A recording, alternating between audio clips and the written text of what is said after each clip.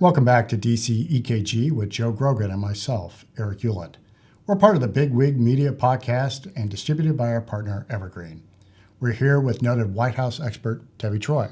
Tevi, let's pick up where we left off, constructing a State of the Union. You let us know that everybody involved in constructing a State of the Union doesn't get Thanksgiving, doesn't get Christmas, usually doesn't get New Year's. Let's talk a little bit about how the process works in order to put the president in front of the public and Congress in February. Yeah, look, the State of the Union is 30 minutes to an hour, but it takes hundreds of hours of staff work, and those hours start in late summer. Joe knows the OMB process really well. You get the pass back, and each agency puts in its requests for what they want to spend, but also what are going to be their priorities for the new year. And then that goes into consultation with the relevant councils, the policy councils, National Economic Council, Domestic Policy Council, et cetera. And so you have all these hours of staff conversation about what we want to highlight in the State of the Union. The speechwriters get involved in every single time. I guarantee you this happened in the Biden White House. It happens in every White House. They say, we're not going to make our State of the Union a laundry list. We want to make it a narrative, a free-flowing conversation, a moving speech. That never, ever happens. It always ends up being a laundry list because every cabinet secretary wants their pet projects involved.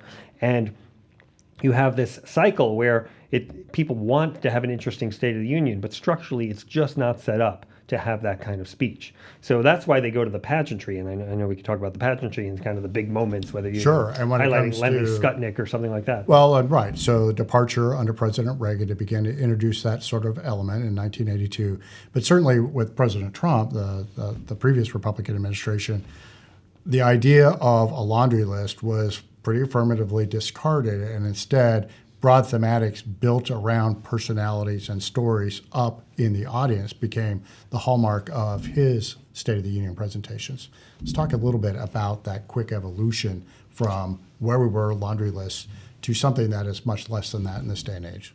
Right. So again, I expect that Biden's speech is going to be a laundry list. I don't expect him to have a great thematic narrative speech, although he probably will have these kinds of moments where he highlights somebody in the crowd. Usually, given the Biden administration's proclivities, will be someone who's fits their intersectional viewpoint of the world. So you do have that going on, but I think the pageantry emerged, and I think it really goes back to Ronald Reagan when he did highlight this guy Lenny Skutnik, who I guess jumped into the Potomac to save Potomac River to save somebody in a victim Florida aircraft that had hit the 14th Street Bridge. And yes. I mean, it was a terrible disaster. It was a freezing cold day in Washington. We don't even get days that cold anymore. I don't know.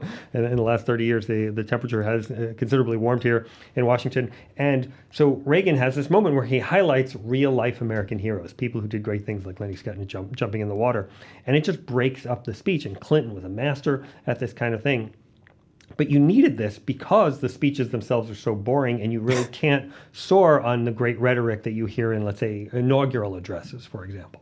So they're just a different type of speech. And again, every speech starts internally with the speechwriter saying, we're not going to do a laundry list, and they almost all end up as laundry lists. And it's important because you want to know what the president's program is for the year ahead. So it doesn't make an interesting speech, but it does give you a sense of where the administration wants to go. So as a historian, then, how do you evaluate the success of a State of the Union address? Budget's different, but State of the Union, where, again, you've either laundry listed, you've been incredibly thematic, you've really reached high points depending on which president it is, but ultimately, most State of the Unions are forgotten. How is it that an administration really tries to drive, or fail to drive, what's in a State of the Union? Look, I think all of us have been in Washington a long time. We watched a lot of speeches. I think we can all better remember some of those pageantry moments, let's say, putting the Medal of Freedom on Rush Limbaugh or the Lenny Skutnik moment, far more than any rhetorical flourishes from any State of the Union. The only one that I can remember off the top of my head was Clinton's "The era of big government was over," which was basically a huge concession by him that the Democrats did not like, and you still see Democrats trying to walk that back today. And successfully, I might add. Incredibly Unfortunately, the Republicans were elected in November, but yes. Right. So for the most part, you don't have rhetorically successful states of the union. You just don't. So let's talk a little bit about we expect pageantry. It would be interesting if we each took bets on who might he put in the audience. I'm going to guess maybe a diabetic, and he highlights the insulin copay cap from the Inflation Reduction Act. But he'll, to your point, he'll bring somebody in from the Democratic coalition, somebody the administration this White House is trying to reach out to. But he's got to talk to Republicans for the first time controlling the House of Representatives. So thin majority that Kevin McCarthy sits on top of this. I think if you talk to people in D.C., it is a precarious position that Kevin McCarthy is in right now. A lot of hardliners are suspicious of him, and if he makes a mistake in this debt ceiling negotiation, he may not be Speaker come 2024. So how do you see the policy agenda, the legislative agenda playing out as Biden works through these last 2 years and eyes a potential reelection campaign? Yeah, so I think that Biden has really checked a lot of his legislative boxes in terms of what he wanted to accomplish in the first 2 years, with the exception, I think, of the national federal takeover of elections. But for the most part, he's checked the boxes in terms of what he wanted to accomplish. So I think the next 2 years are about framing the argument for why he should be reelected. And I think that's going to be the focus. And I think they recognize that if you look historically, you don't get a lot of stuff done in the third and fourth years of a first term because it's all focused on the election. Now, that said, I think what he's going to do is he's going to try and act in a way that he thinks is helpful to the Republicans, or at least shows him to be this bipartisan moderate who brings people together, because that's his self-perception. But I think in reality, you look at these first 2 years, and you had the Bull Connor comments, which really offended Republicans, the ultra MAGA and the semi-fascist stuff that he comes up with. So he has these rhetorical flourishes that, again, are very offensive, I would say, to Republicans, and I think they run counter to his preferred narrative of someone who's trying to be a bipartisan moderate. And I think we might see that again, and he, again, may think he's being helpful by calling out the ultra MAGA or the semi-fascist elements of the Republican Party within Kevin McCarthy's base, and that's actually not going to be helpful to McCarthy as he's trying to corral a narrow majority. So, and certainly would disagree strongly with how he's going to characterize elements of the Republican base. But let's talk, while the challenge for a president in trying to reach this rhetorical heights is pretty significant, there's also an even bigger challenge for whoever's responding to a State of the Union. Sarah Huckabee Sanders has that duty this year, the newly elected governor of Arkansas. Talk a little bit about how you counter and stand up for a party out of power, out of the White House, and how successful these sort of counter speeches have been. Yeah, look, I think, again, this is something that's judged in the negative. If you don't screw up, if you don't have a disastrous response, I think that's the best you can hope for. I remember Marco Rubio had the water drinking incident, and was it Bobby Jindal who put on his extra heavy Southern accent in his response, and he got a lot of mockery for that. So for the most part, if you do a solid job and don't make a mistake, I think that's a win. It's a very hard thing. Everybody is expecting the president. Everybody waits in line to see the president. The whole House gallery is packed. And then you have this person kind of sheepishly get up there afterwards and give a response that, frankly, a very small fraction of the number of people that watched the first one are watching the second one. So you really want to play it safe and not make major mistakes in this. You're not going to make your name as the next Kennedy first inaugural type speaker with your response to the State of the Union. Well, one of the markers I'll be watching is the amount of applause once the president is over. I remember in 1980, Jimmy Carter came to give what became his final State of the Union, and Democrats are still in charge of the House and Senate, but they clocked in applause at 2.5 minutes, which demonstrated, at least to the political reporters at the time, that the president had a bigger problem than even they were aware of in terms of the lack of support amongst his party in making sure that he would fight for it successfully for re-election.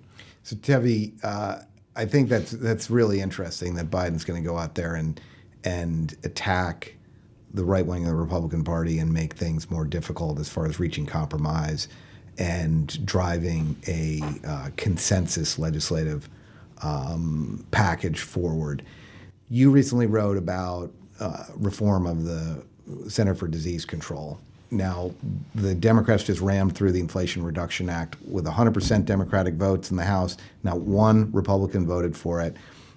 There's not a lot of warm and fuzzy feelings up there on the Hill. But at least as far as Center for Disease Control, it does seem to me anyway, there is a lot of churn and discussion among people on the left and the right, Democrats and Republicans, that CDC has some real weaknesses, and maybe it's time to discuss reform. You're watching these various reform efforts. I contributed to one recently at the Center for Strategic and International Studies, and that's continuing to move forward. And you wrote a great column about it. Let's talk about this. Do you see any opportunity for bipartisanship, and what does Tevi Troy, who was Deputy Secretary at HHS, which is where CDC sits, and you were at the Domestic Policy Council, what do you think needs to be done there? Yeah, well, I'm glad you raised this. And look, the reason that there is bipartisan grumbling about the CDC is because they royally messed up in the recent coronavirus disaster. And 1 million Americans died. And people ask me, oh, well, how do you think about the Trump administration versus the Biden administration in their response to the coronavirus? I don't really contrast the two administrations so much as I say it's a U.S. government failure. And the CDC likely would have made the same mistakes regardless of who was president. I mean, they are arrogant and convinced that they could do the testing, and that didn't matter whether Trump was president or Biden was president. And the other thing is that Rochelle Walensky, who's the head of CDC, she openly acknowledged that CDC failed to do the job in this recent incident. And so she opened up the question for this idea of reform. So I clearly think that there is appetite for reform. I think there's a lot of things that have to happen. I think number one is there is no authorization for CDC. It was created by executive action. Well, maybe authorize CDC with a specific mission that they need to be controlling pandemics. So Congress actually needs to write a bill to actually set a charge for the CDC.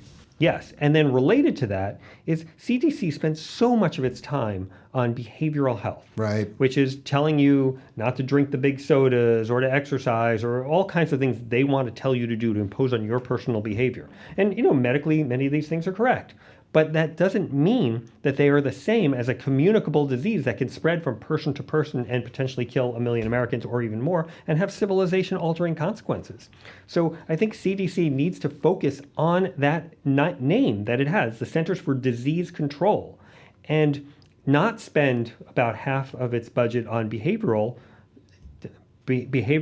health issues as it does now, and spend more money and more focus and more attention on these potential pandemic spreads. And if that were to happen, then I think they could just be more honest about what type of agency it is. Right now, they kind of pretend that they're this elite pandemic fighting unit, and when in reality, they're doing all this stuff on behavioral health when they actually get the money appropriated from Congress. I'd add one thing to that. Well, one, I wanted to echo what you said. There's so much more. Right. You could spend all day on it. I mean, one thing, frequently when you say they need to focus on disease control, which obviously is their title and why they were originally set up, people say, oh, but it's important that they focus on smoking, all this stuff. The government needs to do that. Well, maybe not, but it shouldn't be CDC. And if you can sit there all day long and say, there are certain things that would be nice if the U.S. Marine Corps did them, but then at the end of the day, the Marine Corps is not going to be able to fight wars. So you got to figure out what is this agency in business for and keep them focused on that specifically. The other thing, one of the suggestions that's come up a couple times is to move them to Washington, D.C. They originally sent down there to Atlanta to not be involved in politics. But I think to your point about arrogance, they are an arrogant agency and they don't think they need to be responsive to policy. But when you're in a response, you're making policy decisions all the time. So they're not in the habit of informing Democrats or Republican political appointees what they're up to or why, and being part of a policy process. I think that's a real flaw. As somebody, you worked on the pandemic, the response and the preparation for pandemic response in the Bush administration. As somebody who did all that work, what were you maybe most surprised about that they failed at? I mean, you obviously thought when you wrote those plans or participated in them, that they might do a better job if something like coronavirus happened. What surprised you the most?